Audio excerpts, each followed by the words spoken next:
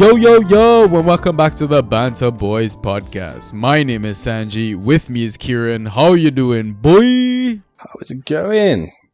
I'm good, man. I'm good. I'm glad that we were finally able to organize this recording session. It's been a bit of a hassle. It has been a little bit of a hassle, but we're here. Yeah. But I mean, the most important thing is family, and the second most important thing was your vacation break. How was vacation? It was great. It was much needed after a tough. They say teachers don't work too hard. We have too much time off, but this was needed. Yeah. Listen, teachers, I think, have some of the most important jobs in this world, and I feel like they don't get compensated properly. Yeah, it can be tough. It's rewarding, but it equally is tough as well. Yeah. Okay, you know what? Before we dig too deep, let's start off with a fan introduction though, right? Tell us your name, your Twitter handle, which club you're representing tonight, where you're from, and what do you do? And why are you supporting the club that you support? So, my full name is Kieran Neat, and at Trax Fox, and yeah, if you didn't really know, my allegiance is to the Foxes, and it's been that. Well, admittedly, when I was younger, and I do slander United a bit, up to I was about the age of 4, I did have a few Manchester United shirts. But I think you can be forgiven at that age. Yeah. The likes of Eric Cantona around that age. You influenced at a young age. Yeah. Then I realised what football was, what I should be doing, and yeah, the Foxes have been.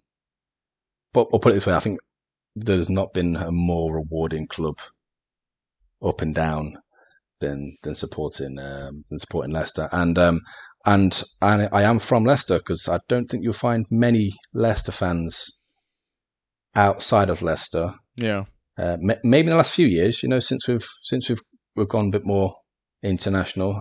I know in Thailand there's quite a few fans because of our King Power connections, but you will only find mainly Leicester fans from Leicester. I know you like people like Aston Villa, Newcastle, Leeds. You find them quite nationwide. Yeah.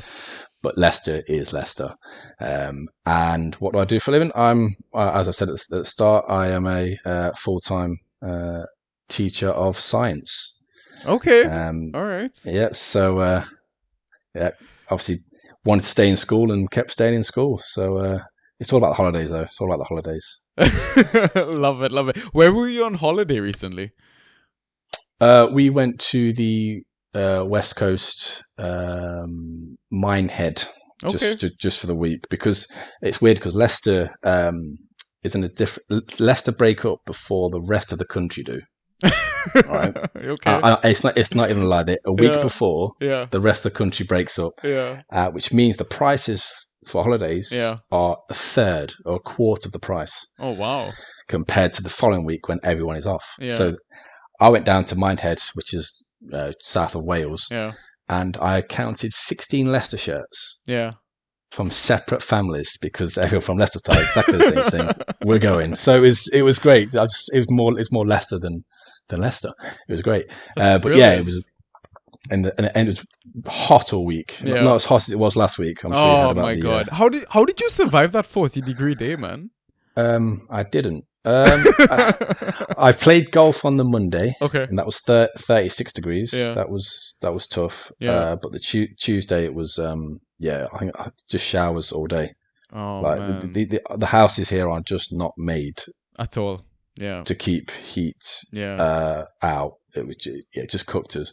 Really tough. And fortunately I was off work, and I feel sorry for those people that actually had to work.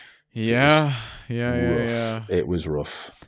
Yeah, there was a study room in the previous residence that I was staying at that was air conditioned. I didn't know that. That was the first and only time I used that study room. I was very productive that day. Yeah. Yeah. It was. And the next day it starts raining again, and we're back down to 23 degrees. Yeah. And that's the English weather. You know what? After complaining about it for so long, I'm quite grateful for these grey skies. Not gonna lie. It is. So one thing about Leicester, a friend told me actually, because he visited there, maybe a couple of years ago, and it really stuck with him. Is that apparently the Diwali celebration in Leicester is quite memorable or quite special Oh, it's as opposed huge. to other cities. It's huge. Like, I think we were the multicultural city for years. I think Liverpool recently took it, that mantelpiece. It's absolutely huge. For example, I went to college, very central in Leicester, Mm. and it is so diverse. Even my school, which is just on the outside, so diverse. But yeah, the celebrations there, even the Caribbean Carnival. Really? Okay, okay, okay. Yes, the celebrate. It's people come all over from all over the world to come Okay. to it. So yeah, culturally, you're going to struggle to find a better place than Leicester, and they go all out. They really go all out for it, and it's a sight to behold over there. But yeah, it's a massive celebration. Massive. They close roads down. It's Wow. that big. I definitely need to visit then. This sounds like a Absolutely. fantastic city. Okay, brilliant. So let's kick things off then. So listeners, if you're new to this segment that we're doing, the breakdown is pretty much three main sections. A general discussion where we talk about the impact of any new manager or ownership, which may or may not be applicable for Leicester. Then we look at previous season performance, new season expectations, old assets versus new assets, expected formation, starting 11. We looked at the impacts of the 5 subs and that fucking World Cup. Then we talk about the draft segment of the game, right? The Fantrax game. We'll ask Kieran's first pick, his next 3 picks, at least one hidden gem. There might be a few more. Then we'll take his advice on how he kind of goes about trading assets, right? Form, fixtures, 2v1 trades, anything that kind of gets the job done. But yeah, that's the breakdown. Let's get started.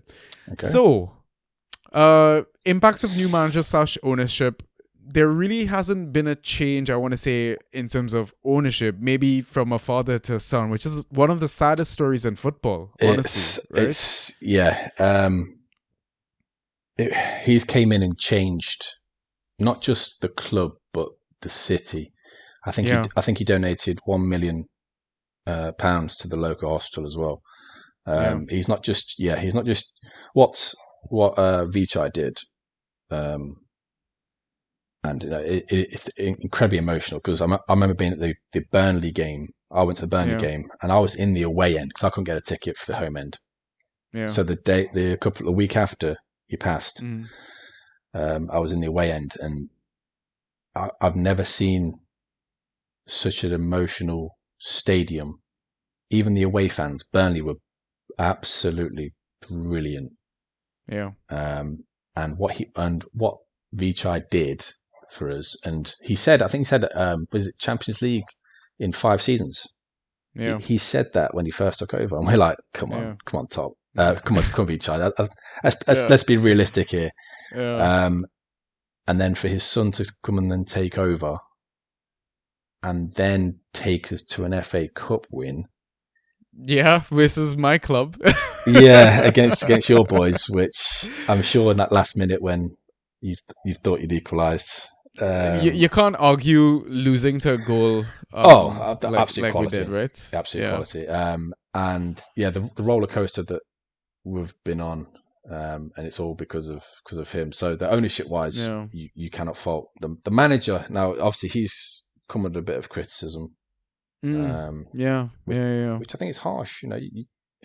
You win the FA Cup, and Leicester historically are pretty poor in the finals of FA Cups. I think we've lost the last 5. Yeah. Which is pretty poor. So going into that one with yourselves, it was paramount, and he that gives him time. He should have time, and the whole thing with the buying and selling of players is very strange this season. I think we're the only side. I read a stat. We're the only side in the top 7 leagues who hasn't signed a single player. Yeah. We might fly through that segment. Yeah, that won't take long on that one. But I think regarding that, I think it's mainly in previous seasons we've always lost a big player. Yeah. Every season we seem to lose that. We lost Kante after that season, and the season after that Thank you. He Brilliant. probably is Absolutely my brilliant. favourite Leicester Yeah. player. Yeah. Him and Mahrez, because Yeah. he's incredible. The thing is, Yeah. you've seen him probably at his best. We've Yeah. seen him at his best, and Yeah. yeah, he was incredible. Yeah. Then we lost Drinkwater. Then we lost Mm-hmm. Mahrez. Yeah. So we kept losing a big figure each year. Yeah. Now we've stopped that. Yeah. There's a lot of speculation, Tielemans, Madison, Yeah. but the ins and outs, I think it's to do with balancing the books. I Mm. generally think some of the wage structure our club Yeah. is way off. You look at Mm. Vestergaard, 70 grand a week. Yeah. Bertrand, 70 grand a week. I think Chowdhury's on Yeah. 60 grand a week. It's hurting us. It really, really is hurting us. And yeah, I hope that, and that can't blame the manager. That can't blame the manager. So I don't know maybe our fringe players aren't attractive.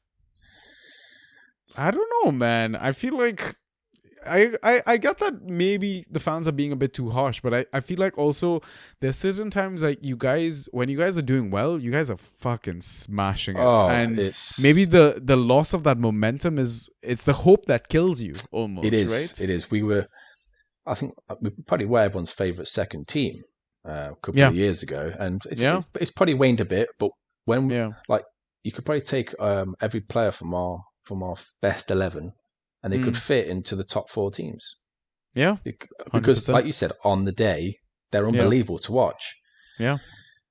Unfortunately, I don't think we've got. Sometimes it's the mentality, not just performances wise. It's the mentality sometimes. Yeah. Like we've seen, when we came 5th twice, that was Mm. heartbreaking. Yeah. Yeah. But I think it's sometimes mentality, and which is why the big clubs always remain big. Yeah. They always, Yeah. United could finish 10th the next 10 seasons. Yeah. Yeah, if they come calling to any one of our players, they're gonna Yeah. go. Same with Chelsea, Arsenal, anyone, because it's so there's a hierarchy. Yeah. So to do what we've done in that small amount of time with those teams in has been nothing short of ridiculous. I mean, before we move on to like a bit more about the previous season performance, etc. Like, do you think Brendan Rodgers is at risk of losing his job? Because there have been like not just fans of Leicester maybe have been chatting, but general fans like they're saying like this club definitely deserves to be confirmed European spot, etc. Right? Do you think his job is at risk at all for next season? I don't think it is. Maybe if there was other candidates that you'd think, oh, definitely. Yeah. Now he does well with young players. Yes. I think Keenan Dewsbury Hall is for one. Yeah, right? he's not scared to put them in. He did it with Sterling at Liverpool as well. He's not scared to put them in, and we've got a very young squad. Yeah. Very, very young squad. I say, okay, young, 13, 14. There's a few fringes that are slightly older, your Vestergaards, Bertrands, but primarily we've got a very, very young squad, and he's all about this process about how to build the squad, and I don't think there's anyone better. I personally won't get rid of him. He's earned his time, but there are some decisions he's made in previous years where you think, the small things like set pieces. Just not admitting there's a problem. When not just Leicester fans. I'm sure the topic in the changing room is get a corner, get a free kick, throw it in. Because Schmeichel's going to be stuck to his line, and we're not going to win that first header, and it's infuriating. But I think he's the right man, because I don't think there's anyone better. And if someone did come in, it'll be a step back before we go forward. I don't think Top wants us to go back before we go forward. He wants to keep that foot down, or at least going forward. Yeah, very very interesting. Okay, so there's like, for example, one player that you've kind of mentioned a few times, Vestergaard, but we'll get to him eventually. I want to quickly though discuss your previous season performance, finishing eighth in the league, right? 62 goals scored, 59 conceded, which is a little high. I want to say the conceded part at least. Yeah. But finishing eighth is basically, I want to say, top of the second table in the EPL, right? Which is basically outside the European spots. Yeah, because right? That's a positive way to look at it, at least. It is, right? because league. I think we put all our eggs in one basket towards the end of the season. The Conference League, right? The Conference League, where you exited semi-final, but I mean, to a side. Who was it? Was it Roma? It was Roma. That you guys lost It was Roma. I mean, the team that won it. So yeah, you can't even fight it up over no, there, right? it was, so, and people were saying, "Oh, it's a third-rate cup, European Cup." And I goes, nah. "A European Cup's a European Cup." Yeah, exactly. You told Jose Mourinho it's not a real cup. You can't take that tattoo off his arm now, man. Exactly. So, considering we put all our eggs in one basket and we were resting players, we still kind of scraped. And that might tell the quality of the league at some point. Yeah. The fact that we can literally focus on one cup competition and come back and still get eighth. Yeah. Or does that tell the quality of the squad?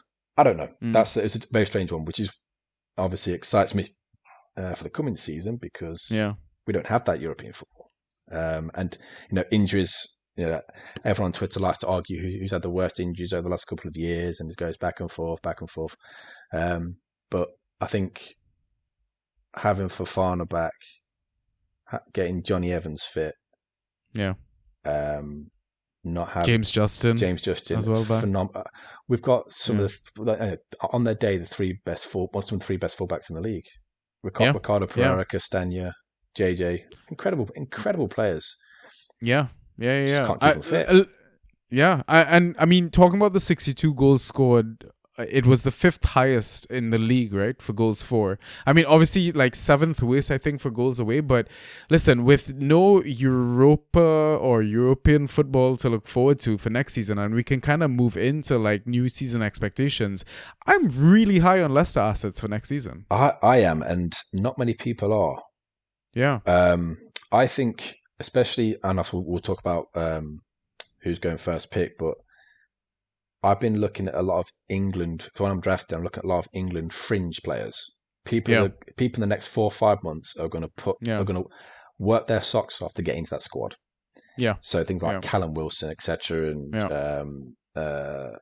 and JJ falls into that. Madison, he loves his country in terms of playing for him. Like he's dying to play for his country. Mm-hmm. So I think these next 4 or 5 months, because we've got a lot of British, English, young talent, we're going to come out the blocks on fire. We really are, because I think Brendan Rodgers said it in pre-season that he's not seen. This is the best James Maddison he's seen in 3.5 years. Now he's saying that now, considering how he finished last season. Ridiculous, absolute unbelievable, and he's still to get called up, and he's going to be a. And then it depends how. The thing is, I don't think Madison's going to get called up. And JJ might, Barnes won't, and it's not because they deserve it. I just don't think Southgate has them in their plans. But that is going to leave Leicester in a very, very good position. We're going to have that rest. Vardy's going to get rest. Evans gets rested. It's just going to give us that time to build on what I think going to be. Like you said, they're going to be slept on a little bit. I think they're going to. West Ham are going to struggle. Yeah. I think so too. Playing Sundays every week until the knockout stages. Arsenal as well. They're going to struggle. Yeah, we've got 1 game a week, which is why we probably won. Well, it's why we won the league when we did, because we had 1 game a week, the same 11 every time. Yeah, massive advantage. So I completely agree with you on Leicester and potential assets. Yeah, and all that depth that you've kind of prepared for all those extra competitions, now you have pretty much for the regular cups, which everyone usually has, but for the league as well, like you've got enough depth to go far in the EPL as well. So it's very, very exciting. Like I'm really looking forward to if I can draft James Madison, like 100%, I want to try and get him in. Like he was a ridiculous asset towards the end of next season, Yeah. end of last season. But I mean, in terms of finishing 8th or whatever, like what's your expectations next season then? Like, do you now expect at least, let's say, 6th? Good question. I think after I've been a Leicester fan for show me now 30 years, so we're a pessimistic bunch. Yeah. We have new fans that come in, once I've been around for a few years. Yeah. I would say 7th as a minimum, which is again a little bit on the caution on the pessimist side, but there's some really strong teams, really, really strong teams. There is the top 6, and I think they're starting to pull away even more. You look at Arsenal strengthening, Spurs strengthening. They've won that window. I'm not gonna lie. Like, they have done very well. I'm worried about Chelsea, but let's not get to my club. We look like dog shit. I'm worried about them, but you've always been like that, though. You've always been kind of chop and changing. It's worked for you. So and you've never slid down. Like you've been up there since, and if I remember correctly, when Jesper Gronkier scored in 2002, was it, to get you into the Champions League for when you had the takeover, whenever it was. Yeah. You've never been low. No. So I'm not expecting you to drop either. So yeah. The top 6. And even when we finished like 6 or 7, we won the fucking Champions League. Exactly. Right? So so you have a great trade-off there. Yeah. So I don't expect you to drop either. So the gap is, I can't see out those tops. Well, I mean, we don't know what Manchester United is going to be like either. Yeah. I know you finish underneath them, but they're still very much in transition. Yes. We don't know what to expect. Yeah, you'd expect a little bounce, the new manager bounce. And I think it will be between us and them if we get 6th. But 7th can still get Europe depending on the cup competitions. So if you give me 7th now, but the trouble is when you keep dropping in and out of Europe, your squads can't cope. So what happens is you have to trim your squad. Yeah. When you've got no Europe, and then once you do get Europe, you have to build it back up again. If you keep yo-yoing between that, you have big contracts, you have people stuck on them, you can't shift them. And that's why I think we're struggling to sign players, because our squad is so massive. Yeah.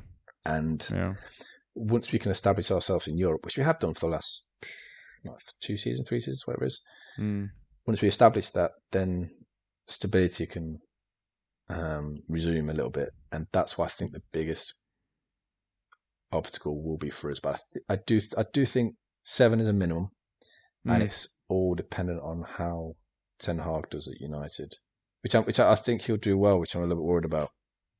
Yeah, you never want to see United do well. You never want to see United do well. You really don't. All right, let's move on to old assets versus new assets. I mean, in terms of old assets, I'm not going to go as far back as January 2022 because you guys didn't even sign anyone in that window. You haven't signed anyone in this window. So let's look at the outs maybe. And I'm quickly going to run through these names. Yep. If any of these pop out as like, oh, I'm going to miss them, then say something. But I'm going to rattle off some names, right? Eldon Jakupovic, Vontae Daly-Campbell, Callum Hulme, Will Russ, Tyree Shade, Jacob Wakeling, and Kanya Lechabella. Who's just gone on loan to Crewe, I believe. Yeah, Crewe Alexandra. There are outgoings. So it's... Are these all just kids, youth products, they basically, are, that are leaving? Jakupovic was the third choice keeper. Well, second choice now that I'm hearing crap about Schmeichel leaving? What the hell is this? We might need a whole other podcast for that. That's emotional. That's a very emotional one. That is crazy. That is honestly crazy. But yeah, they're all youth prospects. I think the whole what Yuri's doing is kind of messing with us a little bit as well. Again, I think he's going to have an incredible season as well, because I don't think he'll move. I think he'll sign a new contract. Just for a year extension, whatever it is. Put himself in the shop window. And then move on. But yeah, that list you said there, not a lot off the wage budget, Mm. not a lot of income in terms of money, Yeah. and nothing coming in. So Yeah. as Leicester Twitter's gone off on one about the structure of the club, how it's being ran. We don't know. But it feels like you don't really need any incomings because you've signed so yeah. much depth for that European competition. Like, just give it some time. Like, the likes of Dhaka, etc., like, haven't had a proper chance to show what they're capable of, I think, right? Yeah. I completely And agree. let's see how that goes before you chop and change too much. If anything, and I go back to the name that I kind of want to talk about, Vestergaard, it actually baffles me why he left Southampton and came to Leicester and has basically played zero football because, I mean, he had a fairly decent Euro tournament as well for Denmark. He did. Which, and it's crazy to me because I'll be honest, Kieran, I do not rate Soyuncu as a footballer. Like, he's maybe good for like the championship, but in the Euros, he was terrible. He just makes a lot of mistakes. He's error prone. He has certain good qualities, but I don't think he is good enough to be in that first 11 for you guys. I couldn't agree more. When he first came onto the scene, he was like, "Oh my God, he's doing Cruyff turns in the corner flag, and he's better than Maguire." Yeah. No, I know Maguire's had it rough at United. Maguire is 1,000 times better than Soyuncu. If you ever watches, which says a lot. Oh, it is. It's his inability to progress with the ball. Yeah. So I think what affected Vestergaard as well, because we play such a high line, and a lot of Leicester fans won't like me for saying this, but Ndidi hurts us with the ball. You can't give him the ball with his back to goal. Yeah, interesting. He then has to go back, which means the fullbacks are stuck, the centre halves are stuck. Yeah.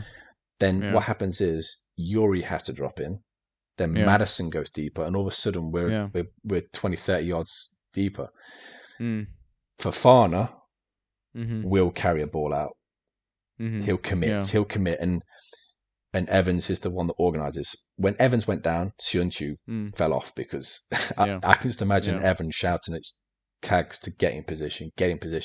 He needs someone next to him to tell him. But I completely agree. He's a loose cannon. I wish we'd sold him when he was touted for like 40, 50 million or something. I think I heard that European clubs going for him. Like, take him. He looked good, but he really wasn't. I've been down there a few times. Obviously, sometimes you see the full 90 minutes on TV and maybe a few bits on Match of the Day. Yeah. But when you're down there and you watch him, you think, damn, he's became a weak link. But the thing is, he did a job when he came in. He for a minute we forgot about Maguire. But then Vestergaard, I think, because Southampton played quite a low block, so he was defending on his 18-yard box, whereas we tend to defend a little bit higher. Yeah, and then he gets caught out of position and he's running back to goal, and you don't want Yannick Vestergaard running back to goal. Good player, and I think Denmark as well. They're not a team that keeps the ball for ages. They probably counter attack as well, slightly lower block than what we do. Which I think is why we've struggled at centre half. Yeah, with Evans and Fofana back, and that's critical. Yeah, I mean, it might be dumb way to look at it. I don't know, but tall ass fucking Vestergaard, Leicester struggles at set pieces. Would you not think that maybe 2 and 2? You know? Oh, there was one. I can't remember the game. That was it. It was when we lost 2-1. No, 3-2 to Spurs, 2-1 to Spurs in the last 3-2. 3-2. Yeah. Oh my! There was a point where Harry Kane wins a flick on, right? And Harry Kane is a good header of the ball. You know, he's fairly tall. Yeah. He can jump. Yeah. Vestergaard's 6'6", right? He's in the. I think it's in the centre of the circle. The ball's come up, and he just has to win the header. I think he flicks it onto Bergwijn, whoever's running through. Yeah. And that was for the first goal. And as soon as it went up and lost it, I lost it, because you're 6'6". You have one job. You have to win. Yeah. Now, he reminds me a bit like Crouch. Crouch never dominated the air. Yeah. Because he's tall, he didn't jump. Yeah. Vestergaard thinks, I don't need to jump here, and expects to win it. Now, anyone knows, if you've got the leap on someone, no matter how tall you are, you're going to beat them in the air. But yeah, the set pieces, Vestergaard. Oh, I think we brought him on for a few times as well, and we still conceded. So yeah, our hair was being pulled out. Watching him come on and goals flying in. Yeah, listen, I think it's also a blessing to get the likes of James Justin back fit and firing, Fofana fit and firing after that horrific starting season injury. Like, they will definitely be like new signings, right? You're kind of spoiled for choices in your fullback spots now, right? Let's not forget Pereira was almost a top defender 1, defender 2 a couple seasons ago, right? I think he was top 5, yeah. Yeah, Castagne looked amazing when he first started. Then he got that horrific injury where his eye socket or something. Right. I think it's just been like bad timing, bad luck. But listen, you guys have a disgustingly good squad, right? So I'm not too worried about the fact that you guys haven't signed anyone. Sometimes honestly, new additions are also another headache that you kind of got to work around and let people fit and adjust, and it takes time for all that, right? Correct. So I think let's now quickly jump into expected formation starting 11. How do you think you guys are going to line up most of next season? I think it's as we finished with the goalkeeper situation. Would you be drafting Ward then? Do you think he's first choice until someone comes in? Or he'll be first choice. But number 2s don't tend to be number 1s. Yeah, it sounds they're kind of destined as a number 2. Think of was it Steve Kepa, Steve Harper for Newcastle. He was a number 2 for 15 years, whatever it was. I don't think he will step up. Rodgers will want a ball player at the back. Ward's not great with his feet. Schmeichel was overrated with his feet. He thinks he can pass it. He kind of puts in a lot of bad situations. Back lines, centre halves are set. Evans and Fofana. Fofana's not injury prone because it was a bad break. Evans has that plantar fasciitis. I was about to ask about that. Is he gonna last the full season? Well, how old is he now? 34. 34. Yeah. Thiago Silva's like 60 years old and he still plays, right? He's unbelievable. He's a freak. He really is a freak. What a signing Johnny was. That was it, $3.5 million. One of our best signings.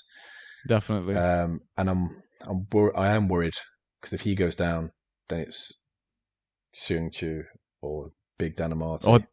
Or they push Ndidi into that backline. Or push like Ndidi. They do sometimes. Yeah. And again, with the problem of Ndidi, because he's not great at passing the ball, our centre-backs have the ball far too often. I think there's a demographic on Twitter where it's showing you who had the ball the most. I think Man City had an equal spread. Our centre-backs had the most. That's crazy. Which means we couldn't put the pressure. They just let us have it. And the best teams, best teams hammered us. The teams that were clever sat off. I think Newcastle beat us last year because they sat off. We don't have to break them down. Fullbacks wise, you could literally swap them. Ricardo Pereira can only play right back. JJ and Castagne can play left or right. I would go JJ left. I'd go Ricky P right, but I won't be concerned if it was Timmy there either. Because, like I say, Ricky was, if he didn't do his ligaments in his knee, I think we'd have lost him that summer. He was destined to go to a massive European club, huge. Because I think he was in the Portugal team, wasn't he? He was starting before Cancelo. Broke through. Now Cancelo's like a freak now. That's not a right back or a left back, whatever he is. He is a freak. And then into the midfield, I think it picks itself in Diddy Holding, although he has got a bit of an injury. Because I would actually play Papi Mendy. Now, he can retain the ball. He can pass the ball, which means Tielemans is then free to go forward. Maddison goes forward. It will be Ndidi, and it will be Yuri and KDH, and obviously, people are raving about Kieran Dewsbury Hall, and I was raving about him before he even came back from loan. Really? Yeah, okay. So you think he's a nailed starter? Nailed. He's not only a nailed starter. I think out of everyone in that team, I think he gets the most minutes. Wow. Because he's young and he can handle it, or he's just that good. He's that good, but he doesn't stop. He's such an engine. And almost like what Gallagher was for Crystal Palace. Yes, then. yeah, and for Luton, he was actually the very attacking player. He was more like the cam. So he reminds me of a more industrious Jack Wilshere in terms of like he can role players quite easily. And he's got a bit of a nasty side to him, which I quite like. And I think the fans absolutely adore him already. He will play the most minutes because I think he had the most minutes apart from Yuri last year when KDH broke through. Phenomenal player, really is. And then again, the front three kind of pit themselves again. With Lookman going, Barnes on the left. Maddison will be on the right. Now, this is why I think he'll go with Ricky on the right. Maddison will naturally tuck in because he wants to play that number 10 role, which is, there aren't many of those about. Ricky then can go flying down that wing to be that winger that he was before he died of bad injury. And then obviously the god up front. And that's how I refer to him. That's how he'll always be referred to. Yeah, because if you think Casper's a legend, and he is, he is the greatest. He'd probably go down as the greatest Leicester player. Ever. Yeah, absolute legend for sure. I am concerned though. Do you like? I mean, Luke Thomas, promising young player. I don't think he's gonna steal that starting spot, but Castagna on his day is really, really good. Quality. And it worries me a little bit about maybe Ricky's starting position some days.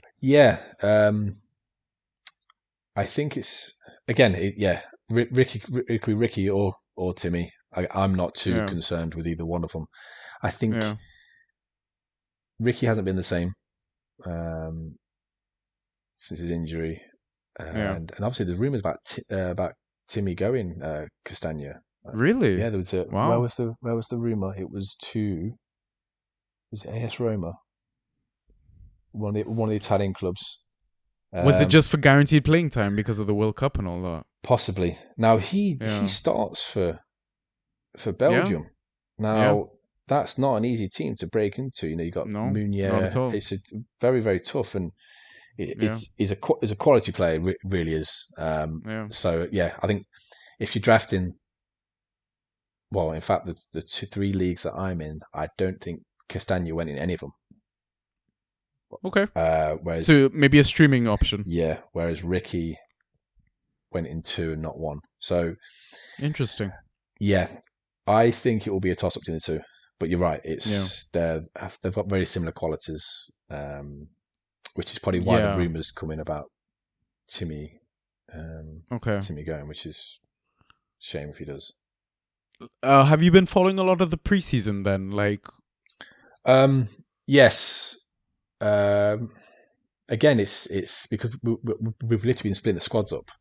I think one day we had 2 games in a space of an hour because one team was playing Preston, one team were playing Derby, and I thought, maybe he's got an idea of. The teams were literally split in half. You had half the under 23s, half the first team, half the 13 under 23s. Because like you said, we've got such a good squad depth. You could literally split it in half. Yeah. So he hasn't given away too much. Okay.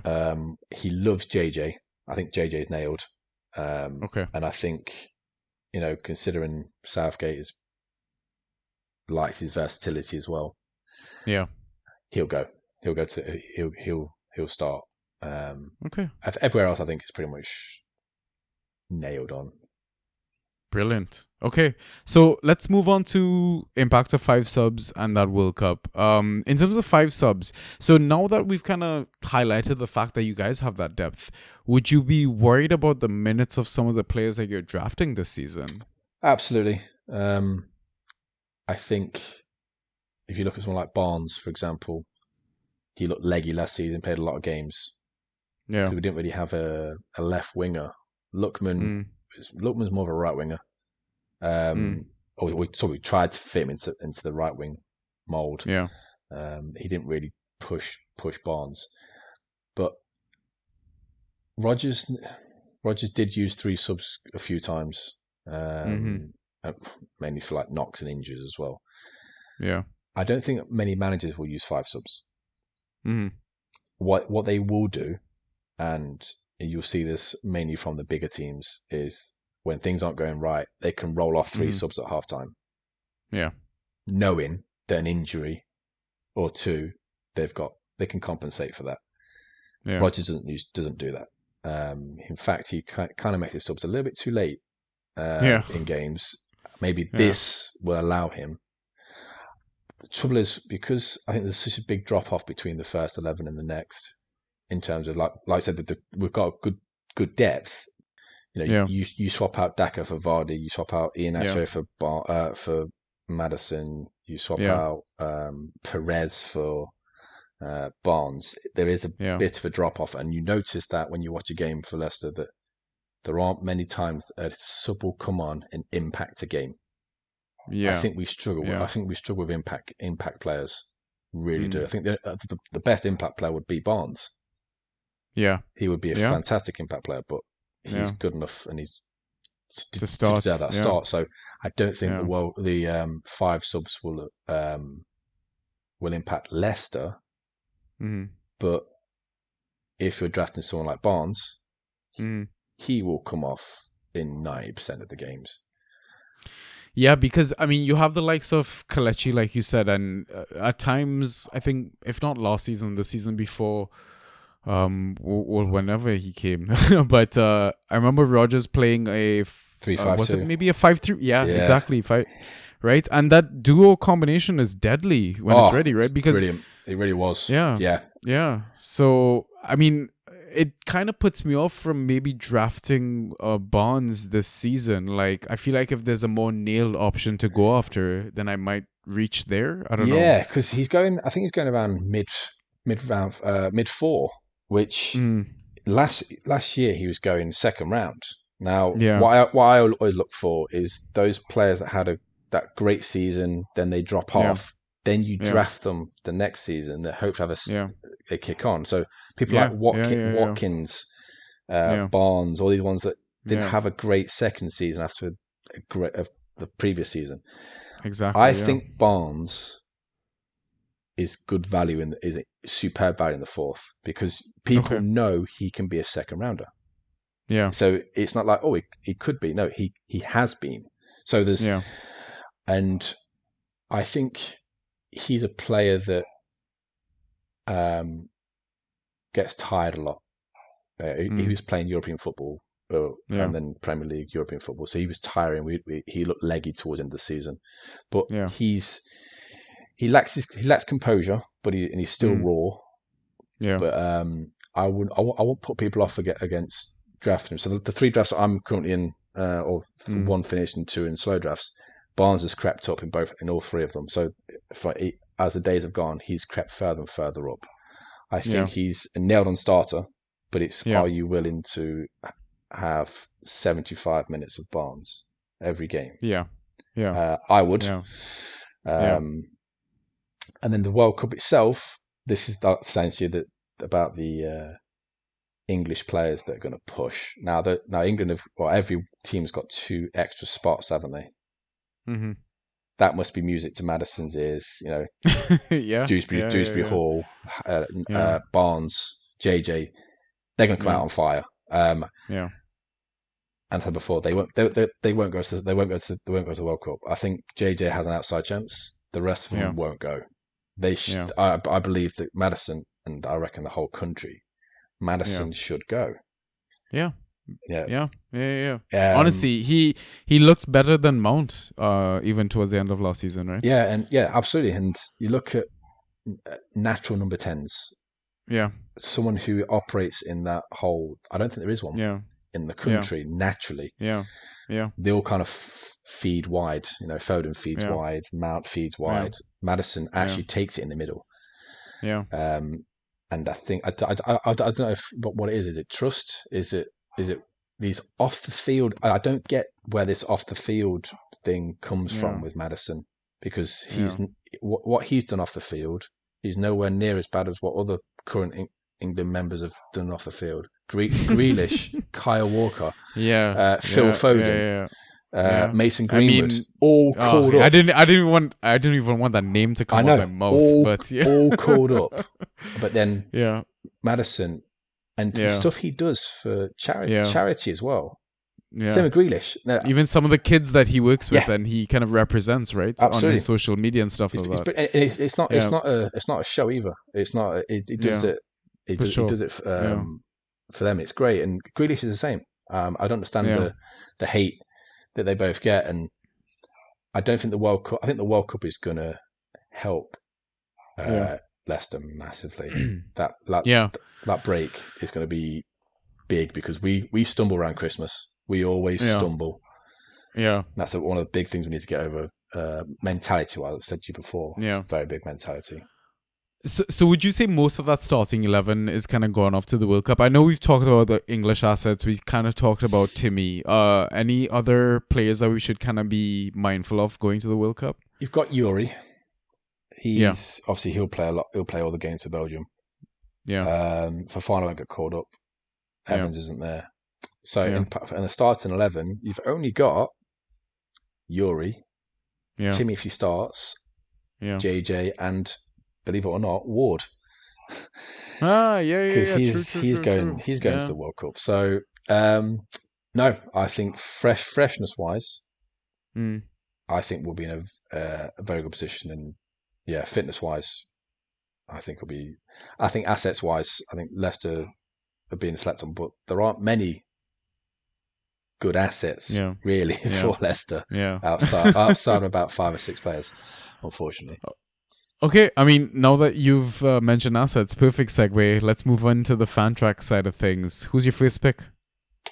Madison, Yeah, and 100%. which is, and I had pick 9, Yeah. and I was going to go Madison. Honestly, I think his ADP is bonkers at 18.6 or That's 18 or 19 or whatever. That's why I didn't take him, because I was hoping to sneak him on Yeah. into the second round. Yeah. On the way back round, I got Mount instead, which I don't think is a bad one either. So I took Saka. No, still good. Yeah, Yeah. took Saka, took Mount second. If Madison Oh, came that's round, brilliant. yeah, if Yeah. Madison came round, I'm absolutely laughing in that sense. And I almost took Madison 7th in another league as well. And I took Bruno because I hate Bruno, but it's a win-win situation, because if he fails, then Yeah. I fail, but then Manu fails, so it's a win-win, Yeah. and Yeah. he's got trade value. Yeah.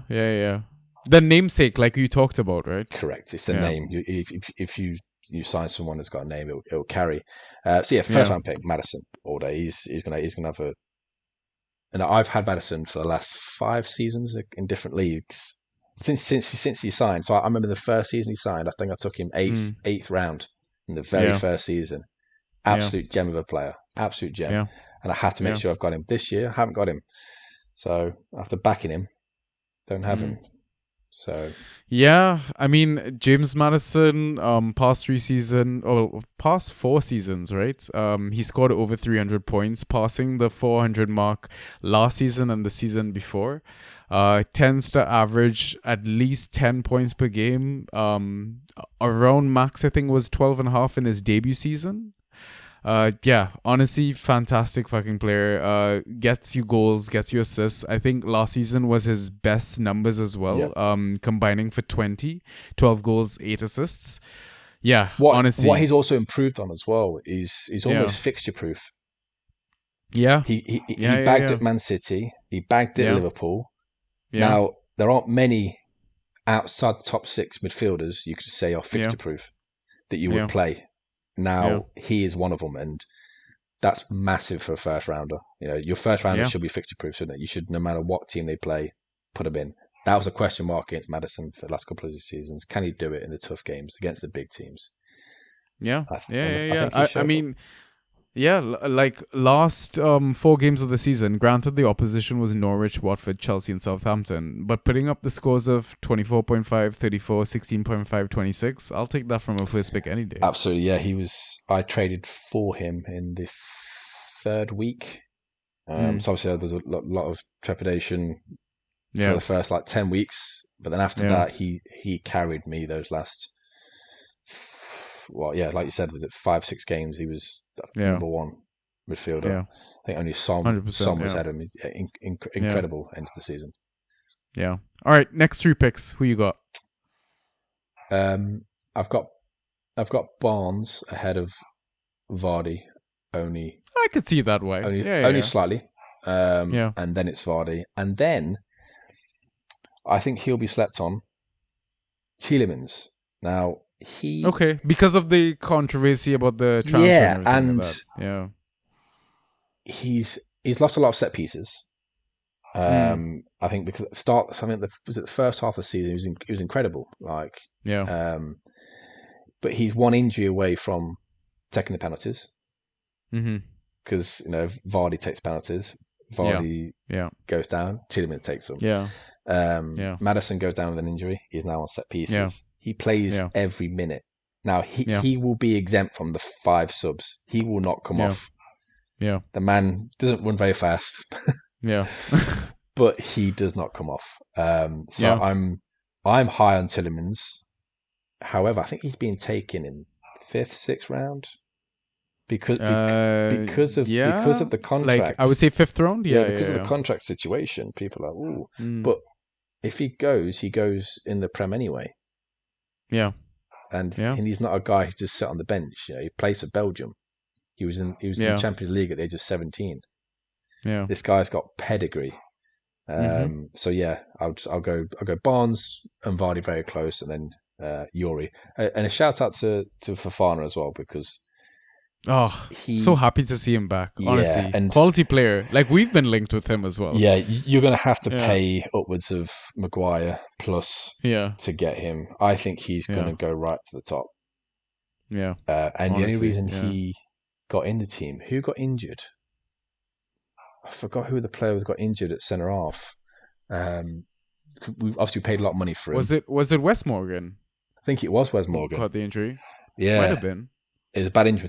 We've got to throw him in, and we threw him in, and worked out like a gem.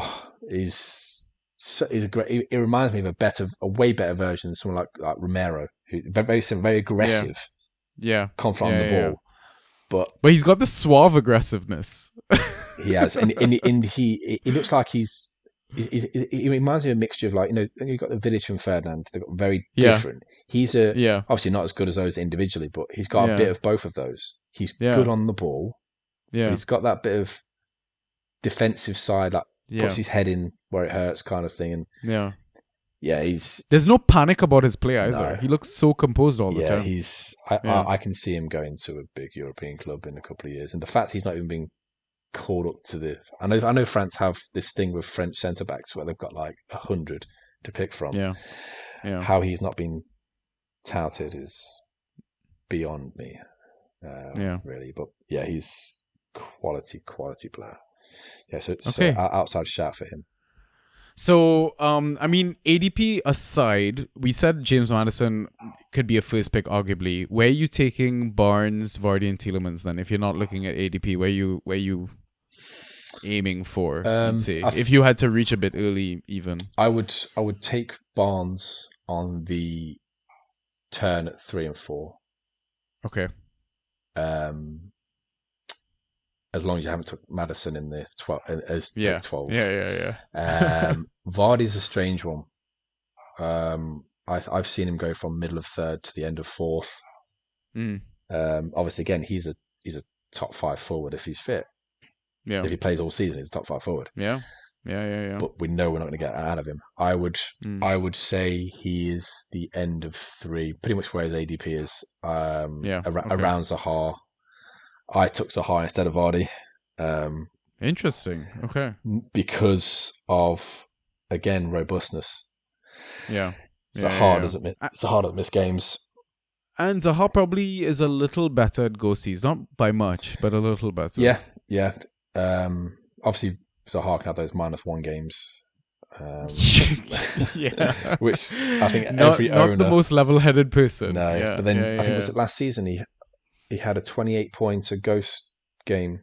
Yes, against Leeds. Phenomenal, Meslier kept fucking saving everything. phenomenal, Yeah. ridiculous. Couldn't believe it. So Yeah. he has that. Obviously, Vardy's very goal dependent. Yeah. Yes. Yeah. He's when he like when you said before when he was linking up with Iheanacho, he had a different side, Yeah. and Yeah. he turned provider. He did. He Yeah. got Yeah. quite a Yeah. lot of Yeah. assists that season. Yeah. And penalties dry up for us because he was the main one who won the penalties, where he get in, Yeah. nick it. He doesn't have that in Yeah. him now to do that. Yeah. Yeah. But yeah, I've seen. I think middle of third is the earliest you want to take him, and if you get him in the fourth, I think you've done well there. Tielemans, I think I'm looking at my board now. I think he went 6th round in one of mine. That's a steal, I'd say. Yeah, 6-6 he went, Yeah. which I think is Yeah, that's a bit of a steal. yeah Is that 12-man league as well? 12-man league. Yep, and the other league Wow. he went. Dewsbury Hall went in 7th round. And Yeah, Dewsbury Hall is going really, really late in drafts. I think unless you're like a manager that's really on it, like you could probably get him for a steal. yeah, you could absolutely. I got him in the 8th, Yeah. which I'm pretty. Okay. In this one, Tielemans went middle of 5, so we've got middle of 6, middle of Okay. 5. So I think anywhere between there is Yeah. a good pickup for him. Again, if he moves, which unlikely, he's going to be starting for Arsenal. Yeah. Which he won't move, but if he did, Yeah. because Yeah. I'm keep going back and forth with Ryan about that. Yeah. He's not going. He can't go. He can't go because he's better than that. He's better than Arsenal. He's better than Arsenal.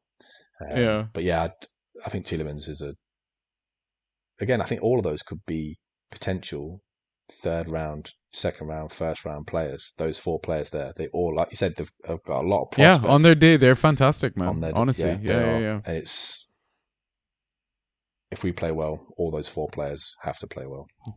Yeah. Okay, excellent. Now let's move on to hidden gems. How many have you got? Not many. Oh. The one I would go with as a hidden gem would be Ricky Pereira. Yeah. Okay. Because we know he can be a top 3 defender. Yeah. He's got serious goal threat now. Oh, he's brilliant. He really was, and I think it works with that right winger cut inside. I think he'll start with Ricky, and I think I remember taking him 3rd round one year, where he got, and he was unbelievable. He just, if he can get a run of fixtures with no niggles, because it's not so much his main injury that he had, he keeps getting these like hamstring injuries. Yeah. So his body's kind of breaking down a little bit, which you do get with long-term knee problems. Other issues come up. I think Callum Wilson had 2 cruise ships, didn't he? And he has problems with his hamstrings and his quads, and so I think everything's all connected.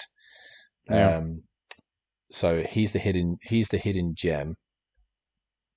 Apart from that, I think Fofana, I took him in the 11th in one of my leagues, which is unbelievable value personally. Yeah. But it's all about clean sheets. We had, like you said, was it 58 goals? That's that you conceded. That's you conceded 59. Yeah. That's not good enough. It's not. That's not good enough. No. Bottom half of the table, right? Yeah, so. Yeah. You know, you combine Ricky's attacking prowess with reduction in those goals. Yeah, we're going to do well. He's going to do well. So hidden gem wise, I would go Ricky, Fofana, And apart from that, we don't really have anybody else, I said to you before, who's going to come in and disrupt that starting 11 unless we get a transfer, which I still can't see us doing. So, yeah. It's okay. I think you guys will be fine, man. You'll be more than fine. All right, let's move on to the final segment, trading assets. So, Kieran, do you look at form? Do you look at fixtures? Do you do 2-for-1 trades? Do you do maybe 12-for-1 trades? Who knows, right? I've seen some mad offers go out in the last couple of seasons. But yeah, what's your secret sauce, mate? I tend to offer for a person who I don't want. Okay. As in, so let's say there's a great asset going, who's playing well. I don't want them, but I will offer for them. And then we go back and forth. Oh no, they're off limits. Okay, and then I will go. But what about so and so? The asset I do want, almost like I'm compromising what I'm doing. So I'll just throw them in. We'll take out that amazing asset you were never going to give me, and now I'll throw in the asset that I actually want. And that kind of does work as well. And what sometimes I do as well is I always go for. If I want a big player, I offer. If let's say they're the big player, there's 4 players involved. I'm willing to give a second and third player, and I want the first and the fourth. So I get the best player, but then the weaker player, and I don't mind discarding the fourth player. And I will never do the other way. I will never give my big player and a fourth player, but I always aim for the big fish. Same for the 2 versus 1 trade. I am never being the one that's going to trade my 1 for your 2. Never ever. But I will push. I will push for it. I will push for yours. I will push for yours. And I think who's the best one for it? FF92. Yeah. He's good at talking down talking up his players that he's given away. And talking down players that he wants from me. Yeah. Like, why do you want my players then if you're talking them down? Do you know what I mean? So it's that psychology game. It is. Right? Like you put an offer in. You kind of, I wouldn't say lie to the manager because you have to, fluff it up. You have to jazz it up. You have to make. You're getting this, and I'm only getting that, and it's never so easy where you just put an offer in with no conversation, just go click and done.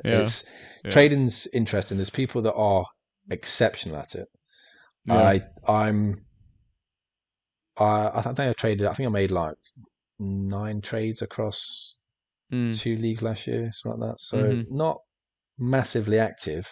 There's people that just love it and they go back and forth. But it'd be interesting to have some leaked conversations between people that have got maybe black out the names and just to see conversation strips of how trades get done, and that would just be I'd love an insight into especially the most aggressive traders, what their tactic is, because there's some of the people that want to divulge their. So what's your approach? Me, it's funny. You're the first fan to actually ask me the question, but I've never actually had the opportunity to trade, because in my home league, I felt like anytime I offered a trade, they always thought I was like robbing them of value. But even the trades that they offered back, I was just like, okay, this is stupid. I would never do this. But I remember, so I think last season was the first time that I actually ever did a trade. And I hate to keep bringing this up because it's one of our fan favorite draft hash. And it was when Ismail Assar was flying for Watford at the start of the season, putting up all the goals, everything like that. But Arsenal started the season like shit. So I offered him Ismail Assar for Bukayo Saka. And it happened a few weeks before Sarr got his season-ending injury as well. And then Saka took off. And took off. Absolutely fucking took off. Wow. And that was probably the one and only best trade that I've done. That's massive. So I think if you can time stuff like that perfectly, is like sell high sort of thing. Then I think that is a strategy that I'd aim for. And it's funny, we're talking about Leicester. Jamie Vardy, I think, is a player that you could probably use this season in that sort of tactic, because Vardy always starts the season hot. Yeah. if you can get his goals first 4 game weeks or whatever, and maybe sell him high. But now my only worry about that is that I think around, is it game week 5 or game week 6? You guys have a very good run after that, right? We do. Versus Bournemouth and some of the promoted teams and stuff like that, right? We So do. maybe that's a strategy that I would probably try and test out, if anything. But yeah, generally I don't really do many trades. Yeah, it's that fear of I don't want to get screwed. Yeah, And it is that yeah, fear of that. I had that in my home league when I introduced everyone to Fantrax. Every offer that I sent out, it got declined. Oh, yeah, you're trying to? I'm trying to win the trade. Of course I am. yeah, That's the whole point of it. I want to win the trade. yeah, In my eyes, I yeah, want to win the trade. yeah, So yeah, I got a few declined, but I'm the same as you. I'm pessimist in terms of not trading at their high point. I had yeah, Andros Townsend last year yeah, when he was flying first yeah, 8 games of it. I think like he was top 6 or top, and I'm thinking, oh, he can carry this on. yeah, Why am I not trading him out for an asset yeah, like what you did yeah, with Ismail yeah, Assar and Saka? Why am I not going for someone yeah, who's not performing very well yeah, and going for that? And yeah, I need to stop taking it to heart, thinking no one's trying to screw you over yeah, directly.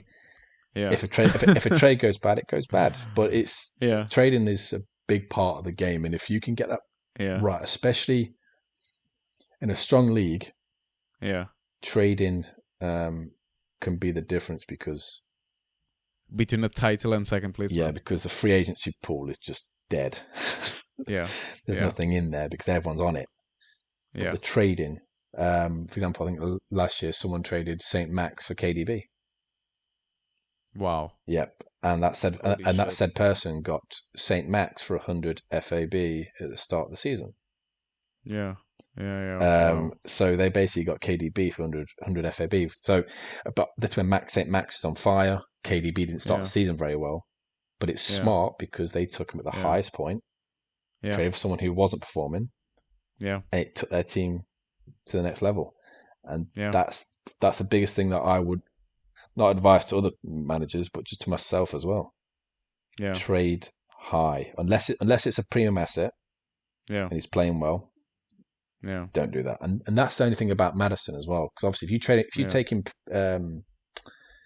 him one Mm, round one, he's can only perform like a round one, which means he yeah, doesn't have much trade value unless you're going to take like a KDB or a Salah. But then yeah, you'd need another player with it, yeah, and that's kind of tilting the balance of the way then. So and Madison can have that drop off. So it's that trading at its peak, which the best yeah. managers and the most experienced ones know how to do that. Now I've been I've been drafting for 11 years on different formats. Ooh. So the first one we Yeah, did, because yeah. FPL was the one I played for years, and I hated It's it, a garbage hated it, interface. hated it, hated it. So I said, because I watched the NFL drafts and all that, and think, why Yeah, don't we do a draft on FPL? Right, yeah, that wasn't a format on there, so we did it yeah, our own. So we had our own yeah, budget of yeah. 100 million, so that Oh, that's sick. obviously we're Yeah, only yeah, allowed to limit amount of players that fit onto the actual one. yeah, We didn't yeah, do head to head. We did total points. It was the worst thing yeah, ever. yeah. And then I had this idea, and you're only allowed one trade, as in Yeah, one transfer, once every yeah. 8 weeks. Wow. What? So because there's eight What? teams in the league, so each Yeah, team yeah, got a yeah, trade each week. Because I said it should be based on who gets the best team from the start, yeah, not yeah, chopping and changing. It was a big yeah, mistake, by the way. yeah. It was the year Ozil joined the Yeah. Premier League, and I got Oh. Ozil because he came in the 8th week, Yeah, yeah, yeah, yeah, yeah. and it was the year Suarez got banned for 8 games as well. And Ah, he was yeah. drafted like 5th round because of that ban. Mm, yeah, And then I moved on to uh, some kind of spreadsheet, still FPL, yeah, and then we're on to this where we did it ourselves, and then on to Togger, yeah. and then on Oh, RIP Toga. yeah, that was Yeah. so good, and then Fantrax from that. So I came through the transition of Yeah, garbage yeah, to what it is now, and yeah, it's an yeah, absolute it's obsessive, and that's a word that I use that I don't want to be obsessive. yeah, It's the reason why I stopped playing in some of the home leagues because when 2 o'clock comes up, I go straight to the home league.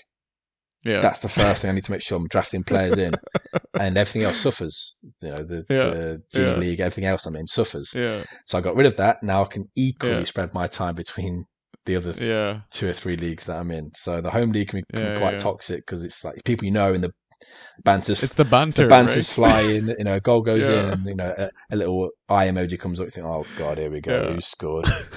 It is, and it's brilliant. It really is. It's taken fantasy football to the next level, and I don't know how people, because I've muted all FPL stuff on my timeline because I don't know how people still play it.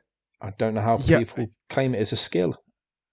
Listen, FPL, like I still play FPL, don't get me wrong. It's a fun game, but I think once you've gotten a taste of Fantrax and head-to-head rivalries and that mini league sort of system, like nothing beats it, honestly. No, it's the fact that a captain can dictate your whole weekend. Yeah, it's kind of mental. Mad. Yeah. And your mood, right? And your mood. And your mood, because obviously you get the wrong captain, that's it, you're done. Or a person concedes a goal, clean sheet wipe. Whereas we know Fantrax, a clean sheet. Oh, okay, he's lost 8-point swing. He'll get ghost points. But it's such a no. I could never go back to it. I could never go back to it. It's funny. I go back to your tweet. I think it was of Luca Dean.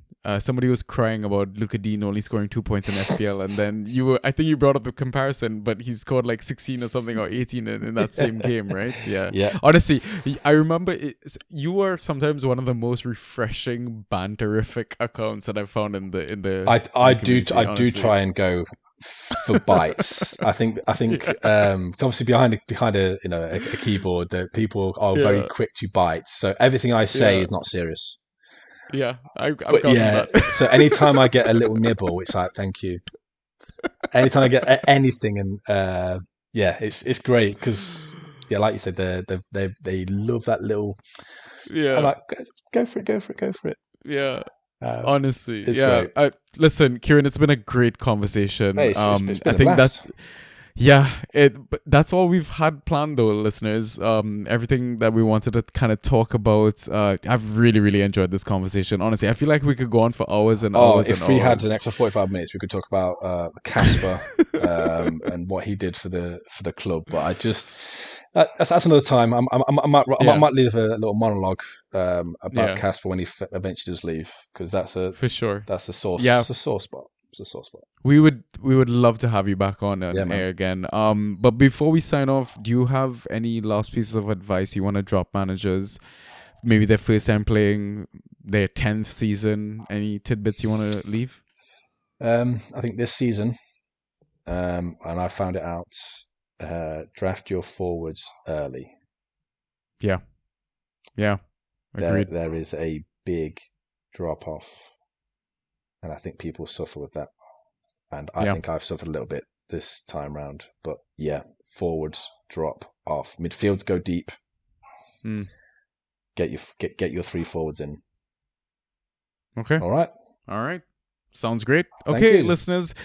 Thank you so much for sticking around with us this episode. I've really enjoyed this conversation. Again, I'm going to have to listen back to this for sure. I think our next episode is with an Everton fan, and that's going to be a very interesting discussion given how their preseason has gone so far. Dwight McNeil getting relegated twice. Oh, yeah, it's going to be a juicy one. All right, listeners, until then, peace.